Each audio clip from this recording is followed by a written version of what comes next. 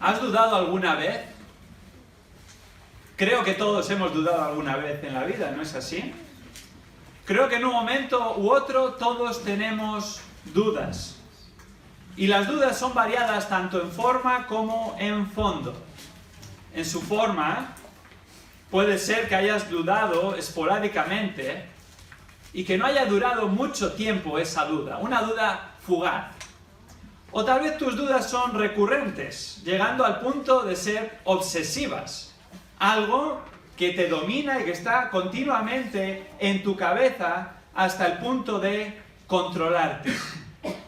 En su fondo, las dudas toman también diversos aspectos, diversas formas. Quizás en ese fondo las dudas te afectan a la toma de decisiones. No sabes qué decidir. No sabes qué hacer en cierto momento de tu vida. O tal vez son más bien pensamientos, no decisiones, sino pensamientos en tu cabeza que te generan esas dudas continuamente. Pero hay un tipo de duda aún más importante que afecta a lo que creemos, que afecta a nuestra fe. Hay personas que dudan de la existencia de Dios. Otros dudan de la inspiración de la Biblia, es decir, que haya salido realmente de la boca de Dios y que sea la palabra de Dios. Otros dudan de que sean pecadores. Después de todo, no son tan malos como otras personas que conocen, que son mucho peores. Algunos dudan de que Cristo pueda perdonar realmente sus pecados y reconciliarles con Dios. Otros incluso pueden dudar de si son salvos o no. Y las dudas pueden convertirse en un goteo constante que erosiona la confianza en Dios en las diversas áreas de la vida. Ahora, en esta mañana vamos a ver un episodio en la vida de Jesús en el que unas personas se le acercaron con dudas. Sus dudas eran concretamente sobre un tema: la resurrección de los muertos, no un tema menor en la fe.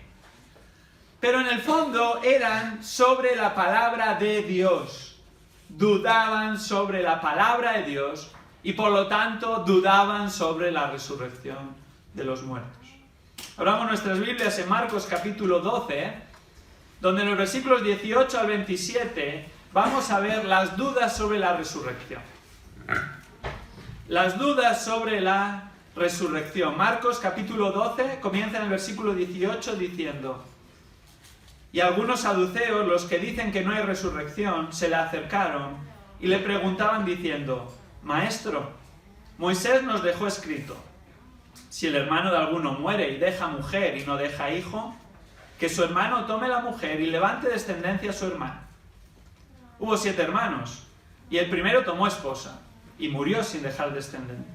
Y el segundo la tomó y murió sin dejar descendencia. Y asimismo el tercero. Y así los 7, sin dejar descendencia. Y por último murió también la mujer.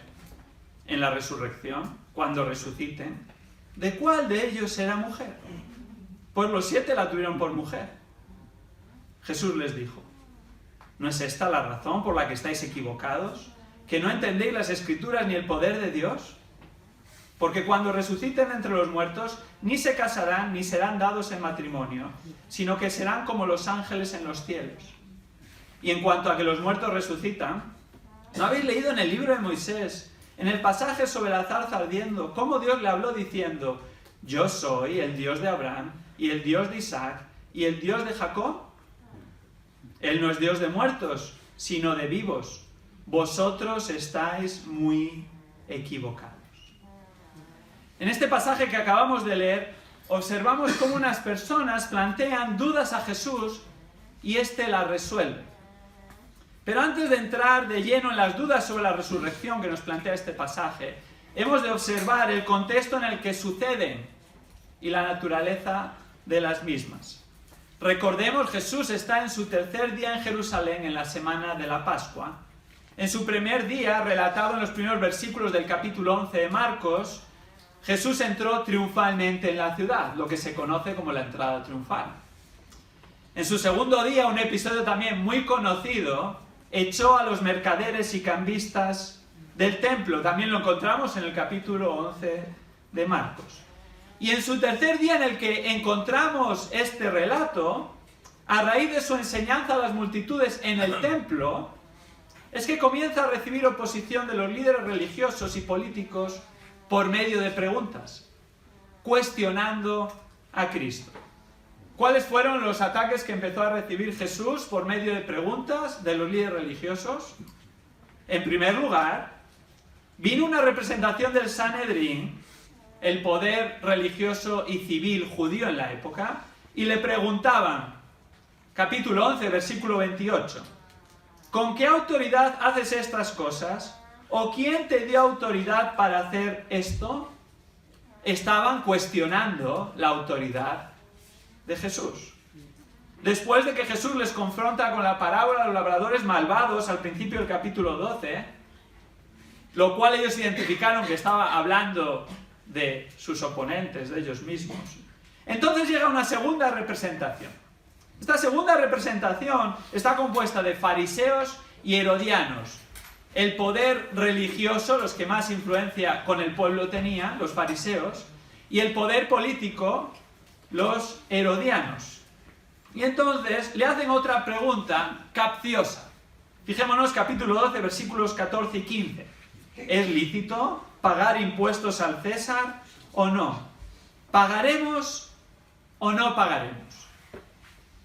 No tenían dudas reales, sino que estaban cuestionando a Jesús y estaban tratando de hacer algo en una rama doble, en una diversificación de dos aspectos. Uno, tratar de poner en duda su enseñanza ante el pueblo, porque si decía pagaremos impuestos, todo el pueblo se le echaría encima porque estaba en contra de pagar impuestos a aquellos que habían invadido ilegítimamente, o así pensaban, su tierra.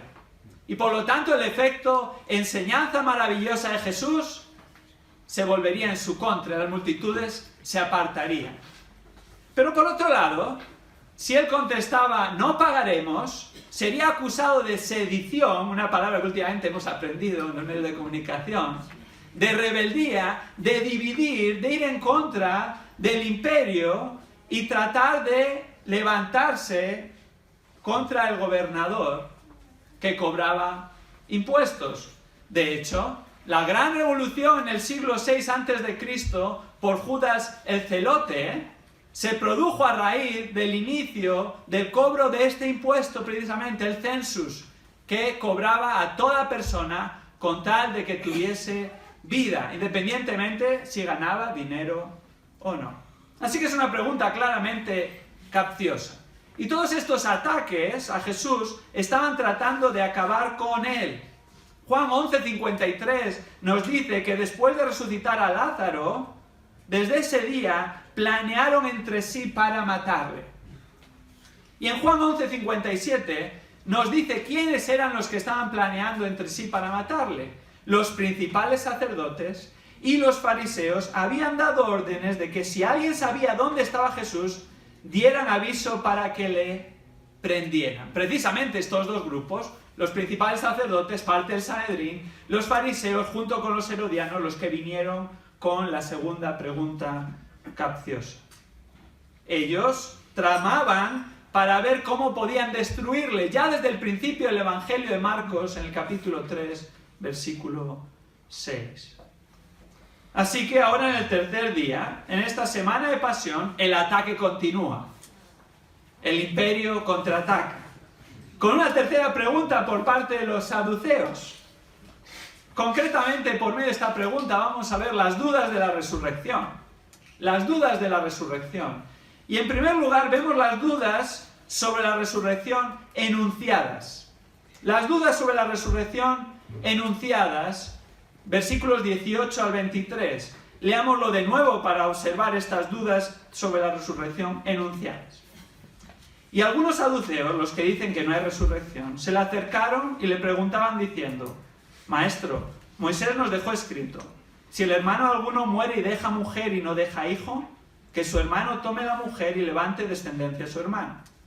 Hubo 7 hermanos, y el primero tomó esposa y murió sin dejar descendencia. Y el segundo la tomó y murió sin dejar descendencia. Y asimismo el tercero. Y así los 7 sin dejar descendencia. Y por último murió también la mujer. En la resurrección, cuando resuciten, ¿de cuál de ellos será mujer? Pues los 7 la tuvieron por mujer. Vemos en estos versículos que las dudas sobre la resurrección son enunciadas. Y el principio del versículo 18, si nos fijamos en nuestra Biblia, nos muestra quiénes enuncian estas dudas. Algunos de los saduceos, por tercera vez tratando de desacreditar a Jesús ante las multitudes. Y la pregunta es, ¿quiénes eran los saduceos? Los saduceos eran una de las 4 sectas principales entre los judíos en los tiempos de Jesús. Estaban los esenios, monásticos ascéticos, los celotes, los revolucionarios políticos, los fariseos, bien conocidos en este punto por todos nosotros, y en cuarto lugar, los saduceos. De entre estos 4 grupos, los más influyentes eran los fariseos y los saduceos. Pero los saduceos no eran tan populares como los fariseos. De hecho, si leemos nuestra Biblia, no aparecen tanto en los evangelios. Los fariseos aparecen más de 100 veces en el Nuevo Testamento, mayoritariamente en los evangelios y en Hechos, salvo una cita en Filipenses 3:5. Los fariseos, más de 100 veces. ¿Sabéis cuántas veces aparecen los saduceos en las Escrituras? 14 veces. Y esta es la única referencia en todo el Evangelio de Marcos a los saduceos. Además eran menos en número que los fariseos y nunca llegaron a ganarse la estima de las gentes como los fariseos. Los saduceos eran la secta aristocrática de la época. Estaba compuesto principalmente por personas ricas e influyentes. La formaban el sumo sacerdote, casi siempre elegido de entre los saduceos. Los saduceos formaban buena parte del Sanedrín, y también los saduceos eran familias principales adineradas en Jerusalén. ¿Y sabéis por qué eran conocidos principalmente los saduceos? Por su arrogancia y su dureza. Pensaban que estaban por encima de los demás. Económicamente estaban por encima de los demás. Y políticamente en influencia estaban por encima de los demás. Y además se enorgullecían de ello y lo mostraban con dureza. Así que estos saduceos tenían 2 tipos de dudas sobre la resurrección. La primera de ellas, una duda de fondo. Una duda de fondo. Fijémonos en el versículo 18. Entre paréntesis, ¿cómo identifica a los saduceos? Los que dicen que no hay resurrección. Una duda de fondo. Los saduceos eran conocidos por no creer en la resurrección. Es más, rechazaban categóricamente ni siquiera la posibilidad de la resurrección. Y la manera en la que lo expresa el versículo 18 nos da a entender que estaban totalmente convencidos de ello. Dudaban con certeza de la resurrección. ¿Por qué dudaban de la resurrección hasta el punto de afirmar categóricamente que no existía la resurrección? Principalmente, o así ellos lo defendían, porque daban un más alto valor al Pentateuco que al resto del Antiguo Testamento. Pentateuco, los 5 primeros libros de la Biblia, los libros de Moisés. Ellos le daban un más alto valor. Y ya que según ellos no encontraban la resurrección en esos 5 primeros libros, negaban la resurrección y decían, la resurrección es una innovación de los fariseos. Los fariseos que para ellos eran liberales en sus posturas y que no se ceñían a lo que Moisés decía en el Pentateuco, la ley de Dios, la palabra de Dios. Así que solo al tomar el Pentateuco como normativo y solo tomando el Pentateuco con autoridad para la vida, no solo negaban la resurrección, también negaban otras doctrinas que se encuentran en la palabra. Negaban la duración inmortal del alma, negaban el cielo, negaban el infierno, creían en la aniquilación del ser humano, algo que la Biblia no enseña, no solo negaban eso, sino también negaban la existencia de los ángeles, negaban la existencia de los espíritus, como Hechos 23:8 afirma, negaban que fuera a haber recompensas y castigos por la eternidad, según hubiésemos vivido aquí en la tierra, y por lo tanto, debido a que negaban todas estas verdades principalmente eternas, vivían como si no hubiera mañana, centrados en la vida presente. Y aunque esta expresión latina se acuñó más tarde, ellos serían perfectamente los que se podría poner su foto en este eslogan, Carpe diem, aprovecha el momento. Vivían de acuerdo a ello porque pensaban que no había eternidad, no había cielo, no había infierno, no iba a suceder nada después de la muerte. Así que después de observar brevemente su duda de fondo, que era su principal problema, observamos su duda de forma, la superficial, en los versículos 19 al 23, que ya después de entender que no creían en la resurrección, realmente todo esto era una hipocresía, su pregunta sobre la resurrección. Su duda de forma es más un acertijo que una duda, y un acertijo que busca ridiculizar y desacreditar a Jesús ante las multitudes. ¿Por qué querían desacreditarlo y ridiculizarlo? Fijémonos, los saduceos eran los que controlaban el templo. El sumo sacerdote venía de los saduceos. Ellos eran los que habían permitido negocios en el templo, cambistas, mercaderes. Ellos eran los que se llevaban una suculenta comisión de todos estos negocios. ¿Y qué había hecho Jesús el día antes justamente? 24 horas antes, había echado a los mercaderes y a los cambistas del templo y había dicho en el capítulo 11, versículos 17 al 18, les había acusado de convertir la casa de oración de Dios en cueva de ladrones. Tenían suficiente motivo, solo del día anterior, para tratar de ridiculizar y desacreditar a Jesús. Así estos materialistas saduceos plantean una supuesta duda sobre la resurrección, que no era una duda. Esta duda toma forma comenzando por una referencia a una cita bíblica. Trataron de darle apariencia de piedad de lo que dice la Biblia. Fijémonos en el versículo 19. Maestro, Moisés nos dejó escrito, y aquí viene la cita: si el hermano de alguno muere y deja mujer y no deja hermano, que su hermano tome la mujer y levante descendencia a su hermano. Los saduceos citan la Escritura, ¿cierto? Están citando el Pentateuco, la parte de la Escritura que ellos reconocían como normativa y que tenía autoridad.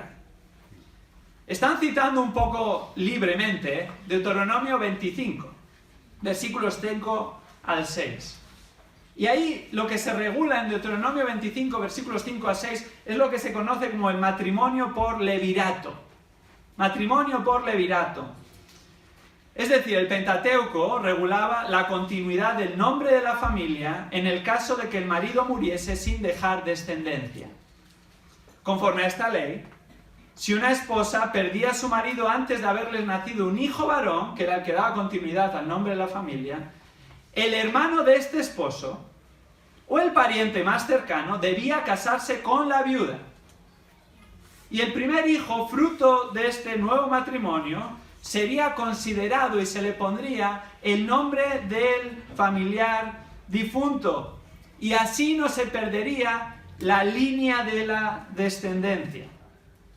Era una práctica generalizada que la Biblia ordenaba en el Pentateuco en Levítico 25.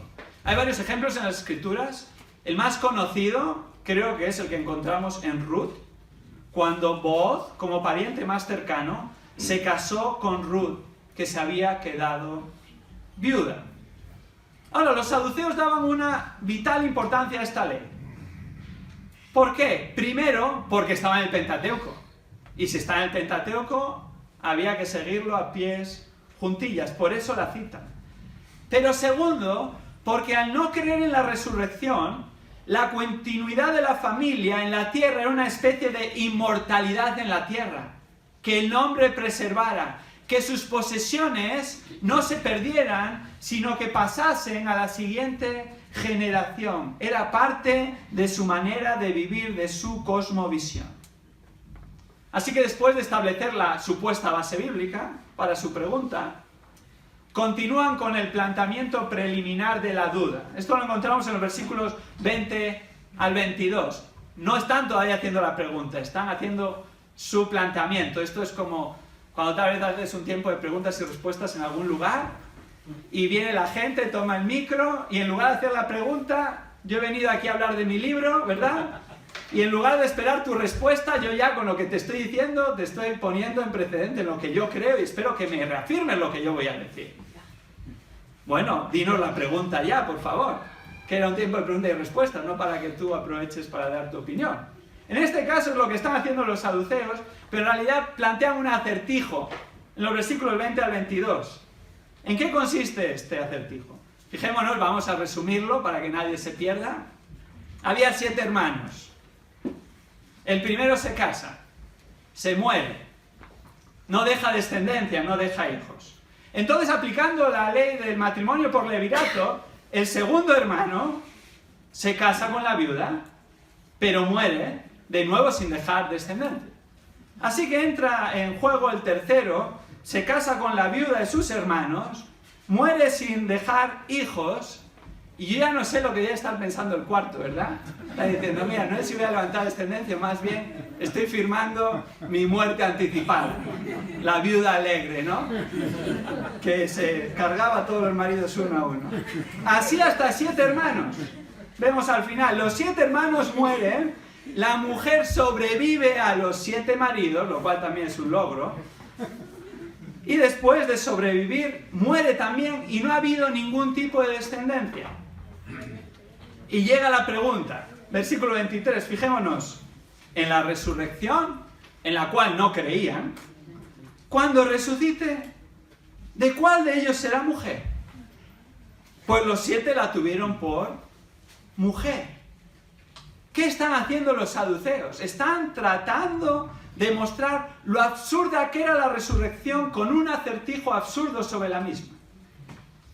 Si ninguno de los 7 hermanos le había dejado descendencia, ninguno de ellos tenía prioridad sobre los otros, sobre este matrimonio. Así que la mujer, esta es la pregunta que están diciendo realmente. Si hubiese resurrección, ¿estás diciendo que la mujer va a tener 7 maridos en la resurrección? Mientras en la tierra, según está en la ley de Moisés, solo se puede tener uno. Recordemos en Génesis mismo cuál es el plan de Dios para el matrimonio. Dejará el hombre a su padre y a su madre, que es parte de Dios para el matrimonio, dejará a su padre y a su madre, y se unirá a su mujer, singular, y serán una sola carne. Ese es el plan de Dios para el matrimonio. Y ellos estaban poniendo en duda la resurrección, porque supuestamente con este acertijo contradecía el cumplimiento del plan de Dios. ¿Cómo puede ser que en la tierra Dios quiere que tengamos una mujer? Y fíjate, en este supuesto, esta mujer va a tener 7 maridos. No puede ser. Esto prueba que no hay resurrección. Trataron de ridiculizar la creencia de Jesús en la resurrección con un caso absurdo y grotesco ante el cual no había supuestamente respuesta humana, y así echar por tierra el prestigio de Jesús con las gentes y mostrar lo absurdo de sus enseñanzas.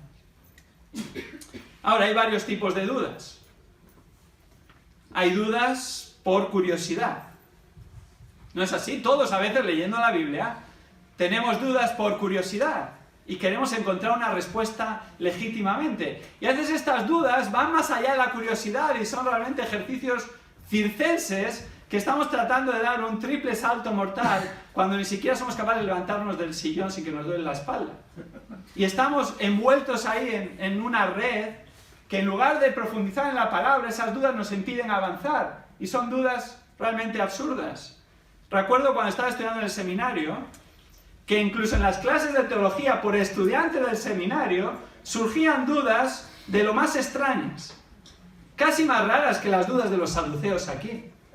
Recuerdo en una de las clases, principalmente esto pasaba en Teología 4, en el área de escatología, el fin de los tiempos. Recuerdo una clase que captó mi atención cuando un alumno preguntó, ¿en el cielo habrá baño? Y yo pensaba, madre mía, este no ha dormido bien esta noche, no sé qué está pensando. ¿Esa es una duda importante acaso? O en otros casos, alguno preguntaba, ¿qué habrá de menú en las bodas de Cordero? Bueno, eso no es lo más importante, ¿verdad? Lo importante es que vamos a estar en el cielo y lo importante es que la Biblia enseña claramente que va a haber las bodas del Cordero y otras cosas que no enseña y podemos tener dudas y tal vez son por curiosidad, pero llega un momento en el que hay que aparcarlas a un lado porque la Biblia no dice más al respecto. Ahora, ese no era el tipo de duda que tenían los saduceos. Hay otro tipo de duda que aún hoy en día es común. Hay dudas que se generan para negar una enseñanza bíblica. Para negar una enseñanza bíblica. Cuando hay personas que niegan a Dios o que niegan que la Biblia sea la palabra de Dios, hacen preguntas para probar su punto o intentar probarlo, como hicieron los saduceos aquí. Preguntas como, si Dios existe, ¿por qué hay hambre en el mundo? Si Dios existe, ¿por qué mueren tantas personas en catástrofes naturales si Él está en control de todo? Si Dios es bueno, dudando de su carácter, ¿por qué existe el infierno? Inicial y preliminarmente pueden parecer dudas legítimas, como la duda de los saduceos, pero en el fondo están tratando de cuestionar la existencia de Dios o el carácter de Dios, en lugar de venir a la palabra de Dios y aceptar lo que dice, y entonces ciertas preguntas que no entendemos, dejarlas en las manos de Dios, aunque por cierto hay buenas respuestas a estas preguntas, pero no vamos a entrar en ello hoy. Todas estas preguntas, incluso son genuinas, si finalmente dudan o desacreditan a Dios o su palabra, son iguales que las preguntas de los saduceos sobre la resurrección. Cuando uno no quiere creer una enseñanza bíblica, hay varias tácticas para echarla abajo. Una táctica es desacreditar personalmente al que la enseña. Desacreditar personalmente al que la enseña. Eso es lo que habían tratado de hacer con Jesús en varias ocasiones, tanto el poder religioso como el político. Cuando alguien no quiere creer una enseñanza bíblica, también puede tomar esta táctica, mostrar que la enseñanza es fanática y excesivamente literal.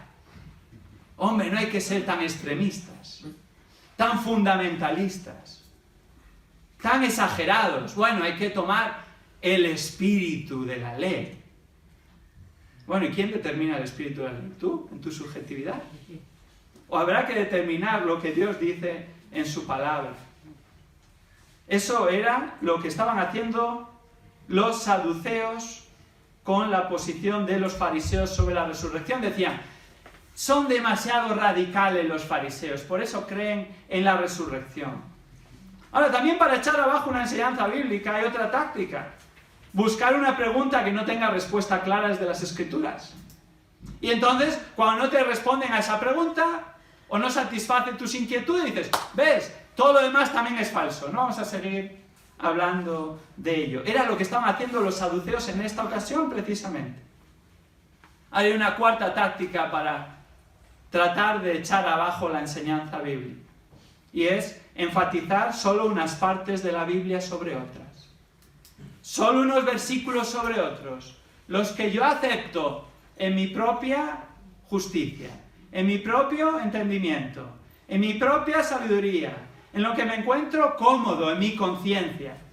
En lugar de estar sometida a la palabra de Dios, está sometida a otra serie de influencias y entonces enfatizamos solo unas partes de la Biblia. Las que tal vez son más amables, o las que son más fáciles de recibir, o las que no ofenden a nadie, o las que no me generan dudas, o tal vez las que yo resalto. Los saduceos hacían eso, enfatizaban ¿qué? El Pentateuco. Y el resto del Antiguo Testamento decían, bueno, sí es la palabra de Dios, pero no es tan importante y no hemos de tomarlo al pie de la letra. Hay personas hoy en día, ya desde el siglo XX, especialmente con el liberalismo teológico, que empezaron a enfatizar las palabras solo de Jesús. Es decir, si en tu Biblia tienes esta cosa que te pone las palabras en rojo cuando Jesús habla, esta es realmente la palabra de Dios. Y si Jesús lo ha dicho, hay que seguirlo. Y es verdad. Pero si está en otro lugar de la Biblia, que no van a negar que es la palabra de Dios, aunque en el fondo lo niegan, entonces ya no tiene tanto peso como las palabras de Jesús. Hay otras personas que hacen esto, tal vez, con los evangelios, haya palabras de Jesús o no. O que hacen esto con el Nuevo Testamento, por encima del Antiguo Testamento. En el fondo, estás yendo en contra de la palabra de Dios en su totalidad. Porque con Dios no hay términos medios. Con Dios no venimos a un restaurante buffet, mientras paso por delante todos los artículos y voy leyendo en la Biblia y digo, esto me gusta, esto no. Esto lo dejo, esto me lo como. Me voy a saltar el primer plato o voy solo al postre directamente, que es lo que me endulza la vida. No. Toda la Escritura es inspirada por Dios, como afirma 2 Timoteo 3:16. Y es útil. Ahora, es normal tener ciertas dudas sobre temas complicados en las Escrituras. Todos tenemos ciertas dudas, pero hemos de reconocer que, en primer lugar, nuestra mente es finita. A veces no podemos entender completamente ciertas cosas. Y otras no son reveladas con todo detalle en las Escrituras. Deuteronomio 29:29 afirma, las cosas escondidas pertenecen al Señor, pero las que son reveladas, para nosotros han sido reveladas. Sí, ¿tienes una duda? Muy bien. Busquemos la respuesta en las Escrituras. En todas las Escrituras. Pero si las Escrituras no revelan todos los detalles y toda la duda, aún así aceptemos lo que enseñan las Escrituras y entendamos que nuestra mente es finita y que las cosas escondidas pertenecen al Señor. Ahora, también es normal tener dudas sobre ciertos temas que aparentemente generan tensiones bíblicas. Es decir, hay ciertas enseñanzas en la Biblia que aparentemente generan tensiones que no son totalmente resueltas. Por ejemplo, la santificación del creyente. ¿Es la obra de Dios o es la responsabilidad del hombre? Ambas, ¿verdad? Pero genera una tensión. Porque hay personas que se van a un extremo y dicen, es la obra de Dios, entonces yo no voy a hacer nada. Y hay otros que enfatizan, es la obra del hombre y es como si ellos pudieran producir realmente ese fruto espiritual en ellos. Es una tensión aparentemente. Y si no tienes cuidado y tomas toda la Escritura y toda su enseñanza, vas a andar en un desequilibrio. Filipenses capítulo 2, versículos 12 al 13, nos enseña que ambas son ciertas. Cuando nos dice, ocupaos con temor en vuestra salvación, está hablando a creyentes, es decir, ocupaos en vuestra santificación con temor y temblor. Y el versículo 13 dice, porque Dios es el que produce tanto el querer como el hacer por su buena voluntad. Ambos versículos son ciertos, están uno después del otro. Pero hay personas que les gusta leer el versículo 12 y otros les gusta leer el versículo 13. No, que están al lado. Los dos son verdad. Sí, nosotros somos responsables. Nosotros tenemos que responder en obediencia a Dios. Tenemos que vivir por medio de los medios de gracia que Él ha establecido. La oración, la lectura de la palabra, el congregarse con los hermanos. Somos responsables de eso y tenemos que hacerlo. Tenemos que ocuparnos en nuestra salvación con temor y temblor, no tomarlo a la ligera. Pero finalmente entendemos que es Dios el que hace toda la obra. Es por medio de su Espíritu Santo que habita en nosotros, que produce tanto el querer como el hacer por su buena voluntad. Ahora, ¿hay tensiones ahí? Por supuesto que hay tensiones, como muchos otros temas bíblicos, pero tomamos lo que la palabra de Dios afirma y enseñamos y aceptamos y creemos lo que Dios dice porque Él es sabio y nosotros no. ¿Sabes cuándo normalmente se producen estas tensiones y las llevamos a un punto que no es sano ni legítimo? Cuando creemos de nosotros mismos más alto de lo que deberíamos de pensar. Cuando nuestro orgullo, nuestro pensamiento, nuestra propia sabiduría, la colocamos en un lugar que poco a poco va creciendo y a la vez va menguando lo que Dios dice, y llegamos a un punto en el que la equiparamos y el siguiente paso es ponerla por encima. Esto es lo que habían hecho los fariseos. Esto es lo que habían hecho los religiosos. Recordemos cuando Jesús les confronta en Marcos 7 y dice que se está cumpliendo Isaías 6, cuando dice, este pueblo con los labios me honra, pero su corazón está muy lejos de mí. ¿Y cómo estaba mostrando que su corazón estaba muy lejos de él? ¿Por qué? Porque están enseñando como palabra de Dios preceptos de hombres y están apartando la palabra de Dios a un lado, y entonces la sabiduría humana ocupa el lugar de autoridad. Es tan sutil en nuestra vida.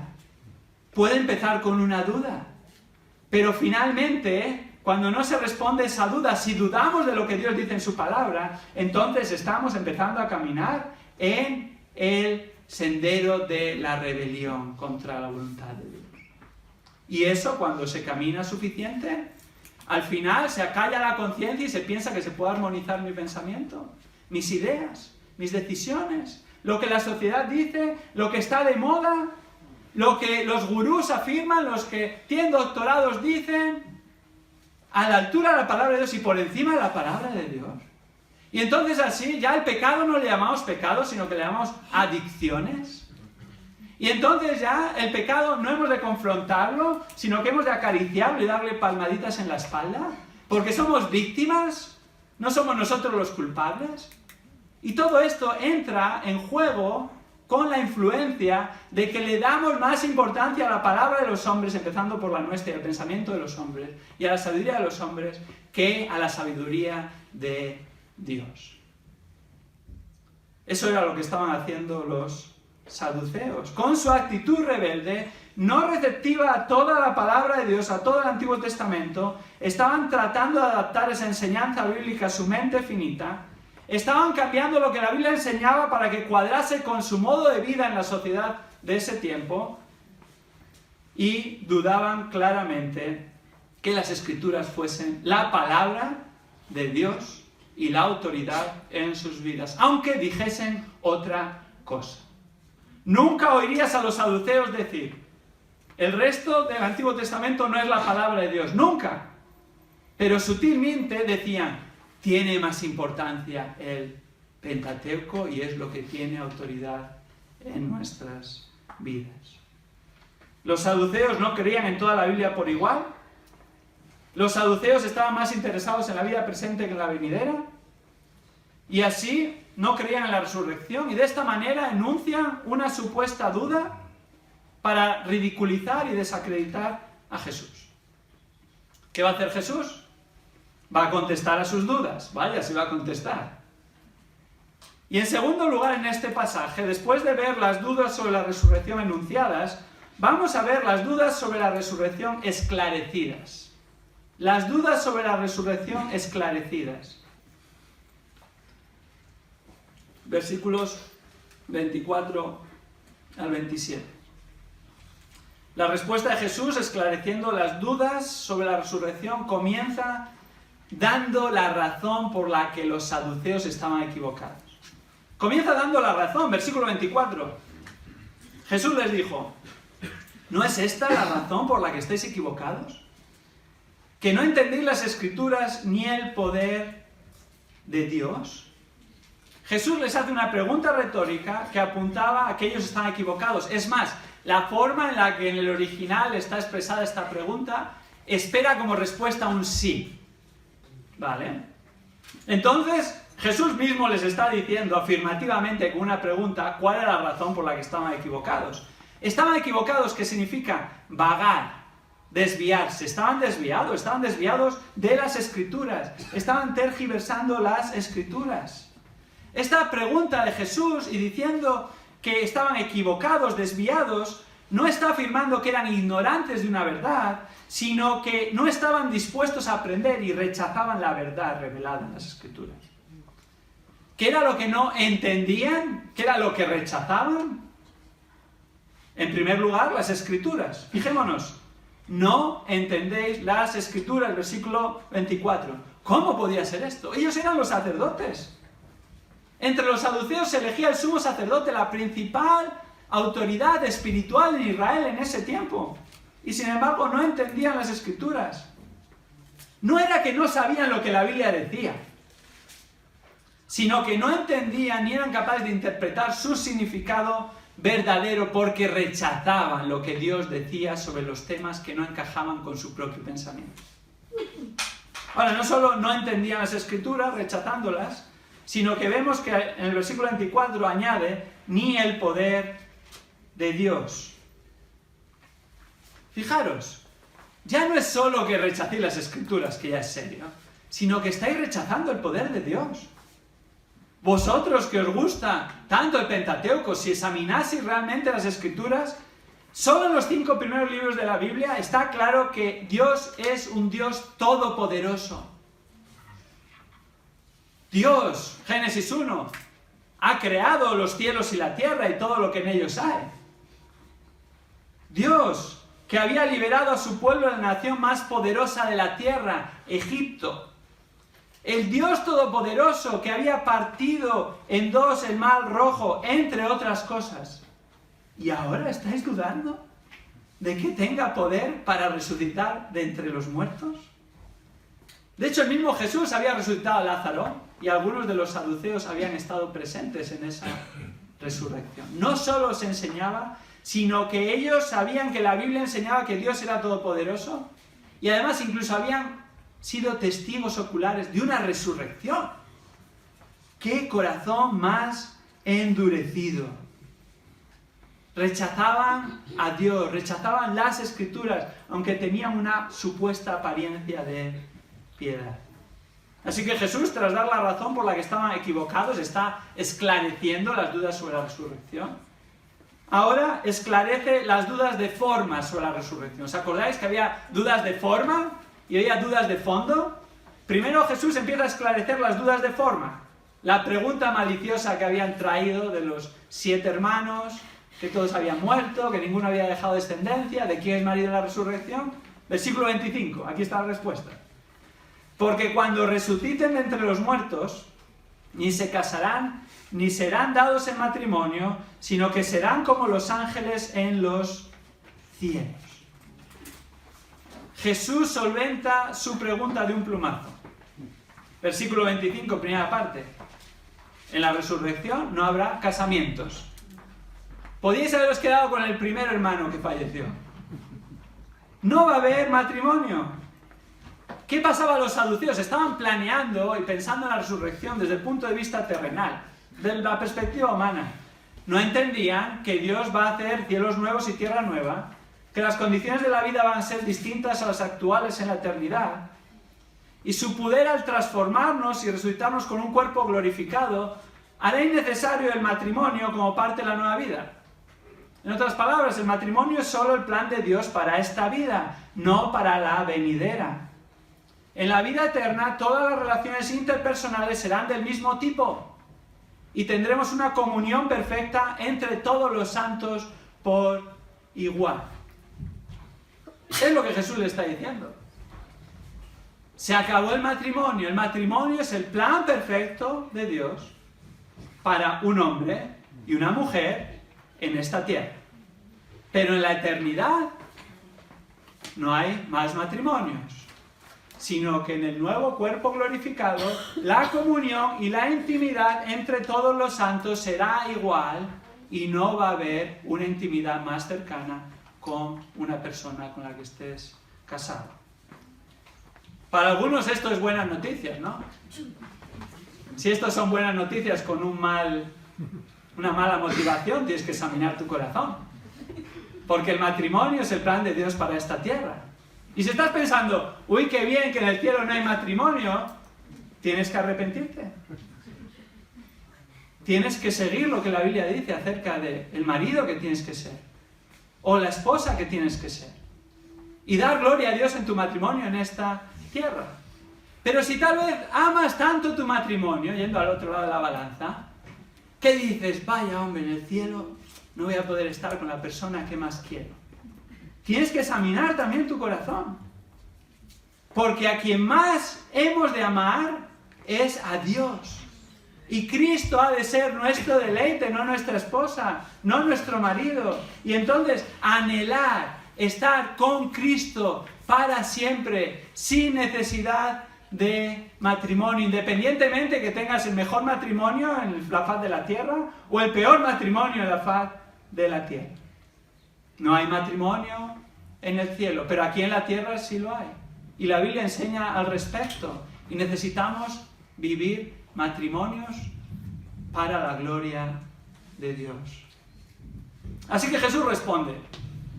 De un plumazo se acabaron las dudas. No entró en este acertijo, no entró a tratar de desenredar ese lío en el que tratan de meterle, sino que zanjó el asunto.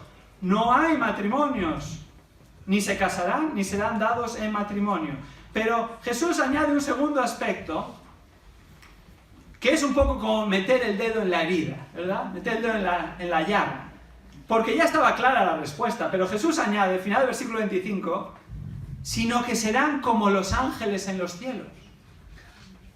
Es cierto, los ángeles en los cielos no está diciendo que vamos a ser ángeles, ¿no? Sino como los ángeles y en el aspecto del matrimonio. Es decir, no hay matrimonio entre los ángeles. Y así en la eternidad tampoco hay matrimonio entre los creyentes resucitados, es lo que está afirmando. Ahora, Jesús está metiendo el dedo en la llaga porque ¿recordáis cuál era una de las doctrinas que los saduceos rechazaban? Los ángeles.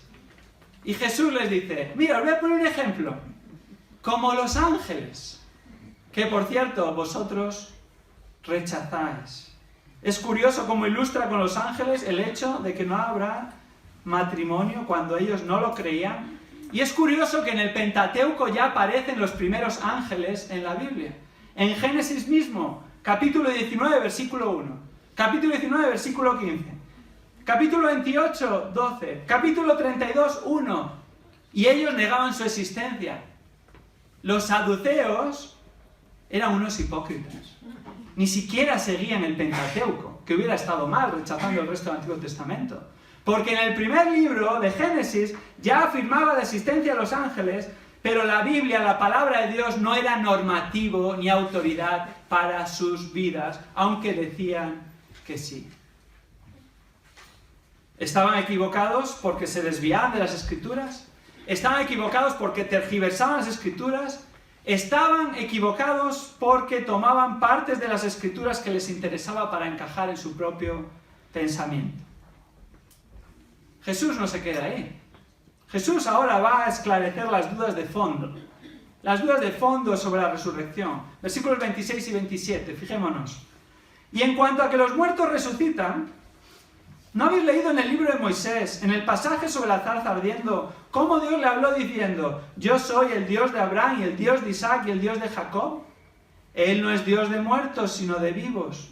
Vosotros estáis muy equivocados. Jesús no iba a pasar por alto el fondo del asunto. Y fijémonos, Jesús le responde con las Escrituras. Y le responde aludiendo a la parte de las Escrituras que ellos reconocían. El libro de Moisés se está refiriendo al Pentateuco.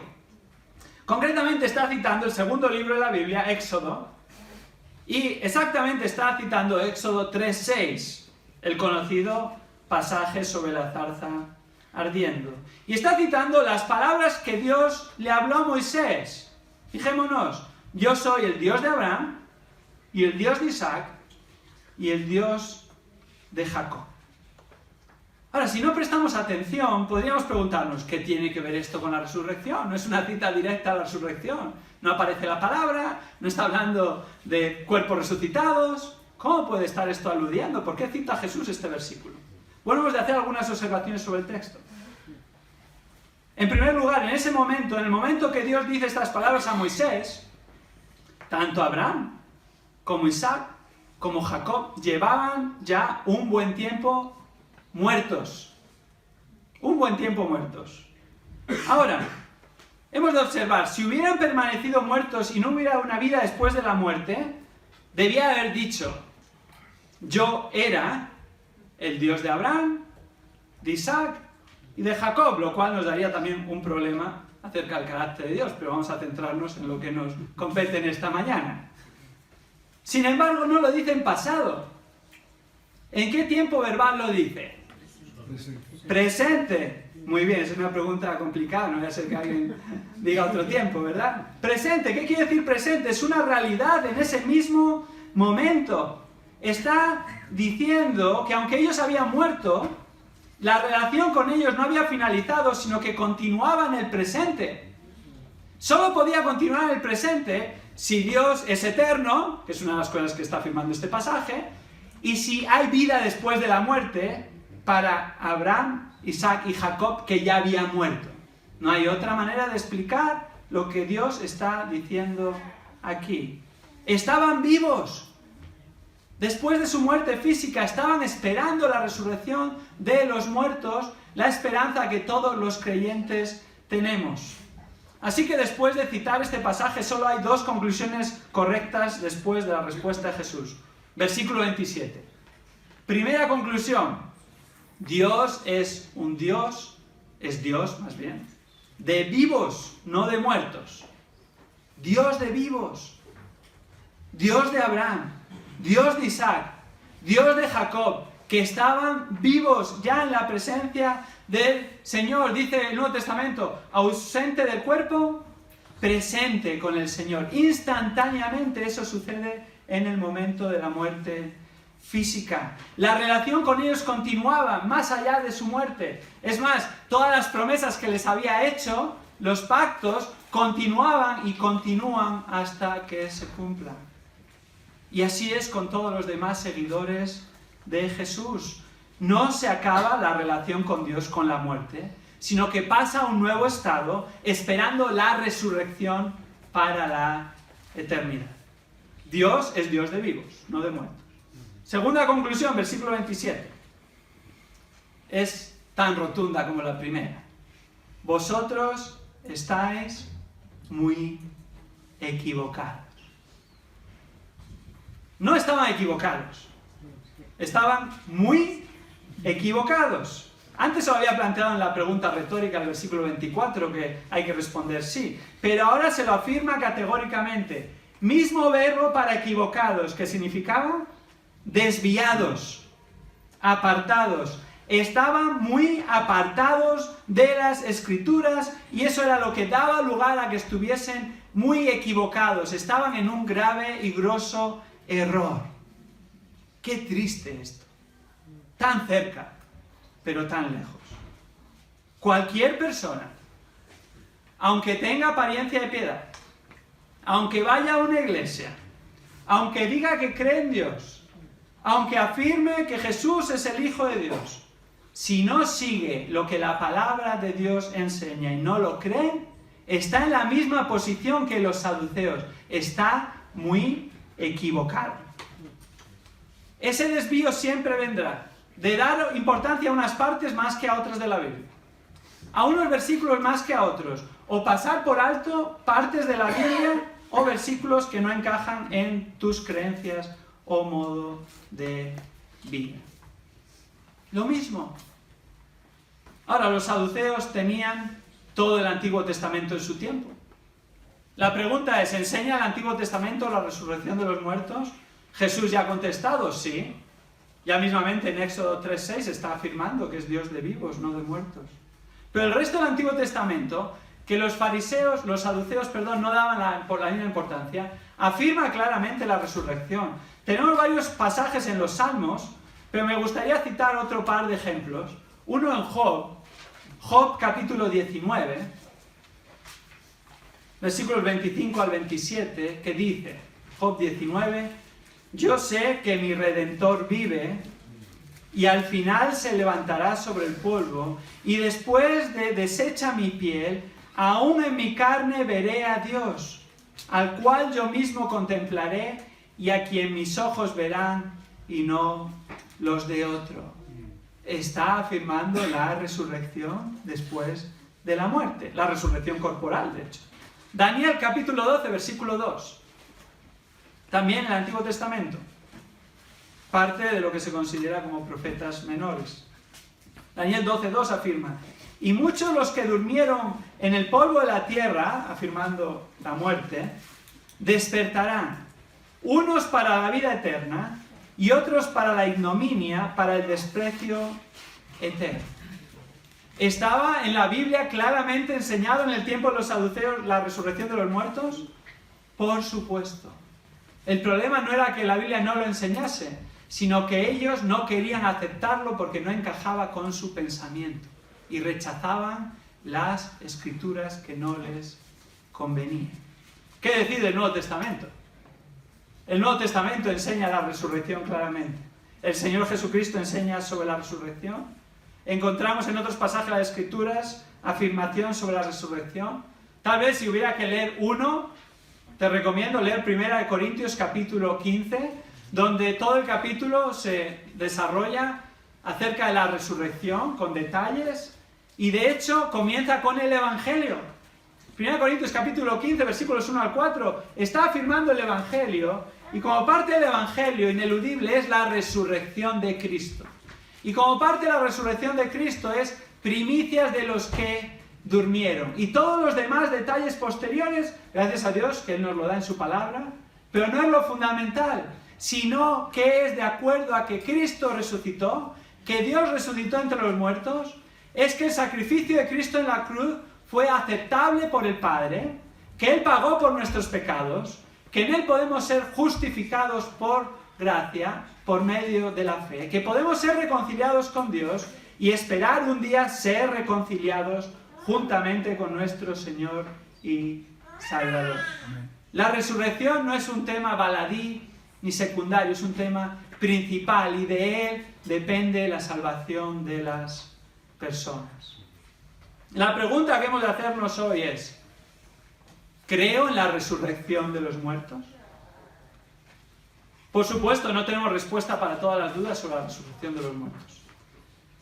Si al final, después del mensaje, tienes preguntas, me encantaría poder hablar contigo, pero te digo ya de antemano, depende de la pregunta que sea, la Biblia no nos da respuesta sobre el futuro. Y tendremos que compartir nuestra ignorancia y tendré que decir, no lo sé, porque la Biblia no lo dice. Pero sí que la Biblia afirma cosas claramente sobre la resurrección. Y creas o no que hay resurrección, esta es la verdad. Todos vamos a resucitar. Todos. Unos para vida eterna en los cielos nuevos y tierra nueva. Con Dios para siempre por la eternidad.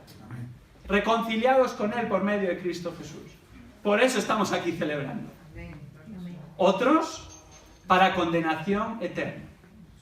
Para, después de resucitar, vivir para siempre en el lago de fuego junto con Satanás, recibiendo el castigo merecido y justo por tus pecados, porque eres pecador. Y la pregunta es, ¿estás preparado para la resurrección? Porque la Biblia dice, ausente el cuerpo, presente con el Señor. Y posteriormente, nuestro cuerpo glorificado será resucitado. ¿Estás listo para la vida después de la muerte? La única manera de estar preparado es en Cristo Jesús. La única manera de estar listo para la vida venidera es arrepintiéndote de tus pecados.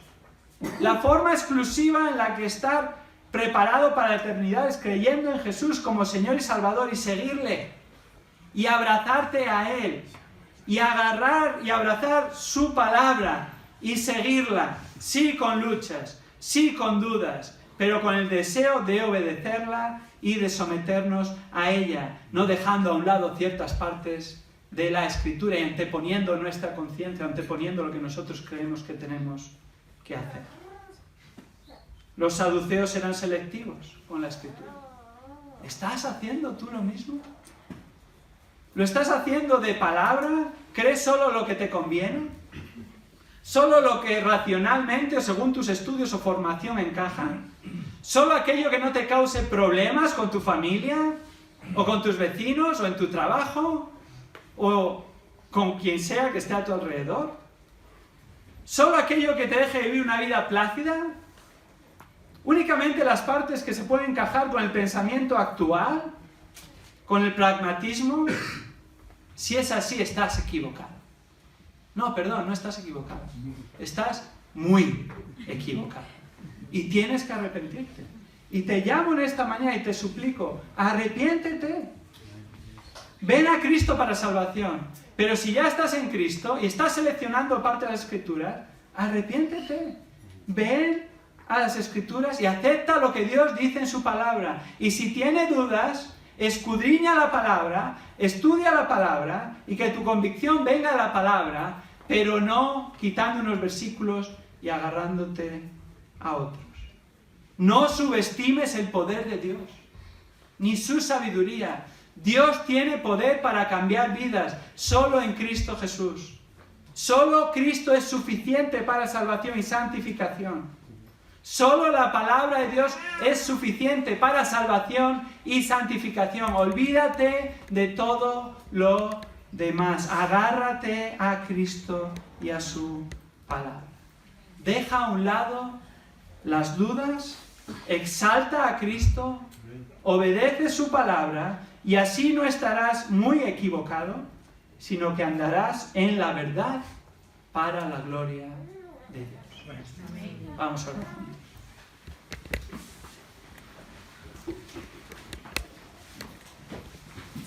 Señor, te damos gracias por tu palabra. Gracias porque tu palabra es verdad y oramos que nos santifiques en tu verdad. Y oramos que por medio de tu palabra traigas salvación en esta mañana, produzcas arrepentimiento y fe en Cristo a aquellos que están sin Cristo y sin esperanza. Solo tú puedes hacer esto y confiamos en tu poder, Señor. Salva a alguien hoy por tu gracia, por medio de la fe en Cristo Jesús. Señor, es tan fácil leer este pasaje y juzgar a los saduceos. Y tal vez incluso creernos mejores personas que los saduceos. Pero la realidad del corazón humano es la misma y te necesitamos a ti, Señor. No hay nada bueno en nosotros y somos tentados a no confiar en ti. Somos tentados a dudar de ti. Somos tentados a seleccionar parte de las Escrituras. Señor, danos la convicción por medio de este pasaje, que toda la Escritura es inspirada. Que no seleccionemos, sino que abracemos tu palabra, aún a pesar de dudas, aún a pesar de preguntas que quedan en el aire. Porque confiamos en ti y no confiamos en nosotros. Y creemos en tu sabiduría, no en nuestra sabiduría. Señor, queremos exaltar a Cristo con nuestras vidas. Perdónanos cuando no lo hacemos. Pedimos que tú sigas edificándonos en Él y en tu palabra. Y que habite abundantemente en nuestros corazones. Y que tome raíz y que germine. Y que tú produzcas el fruto, tanto en tu querer como en tu hacer que produces en nosotros para tu gloria. Esto oramos en nombre de Jesús. Amén.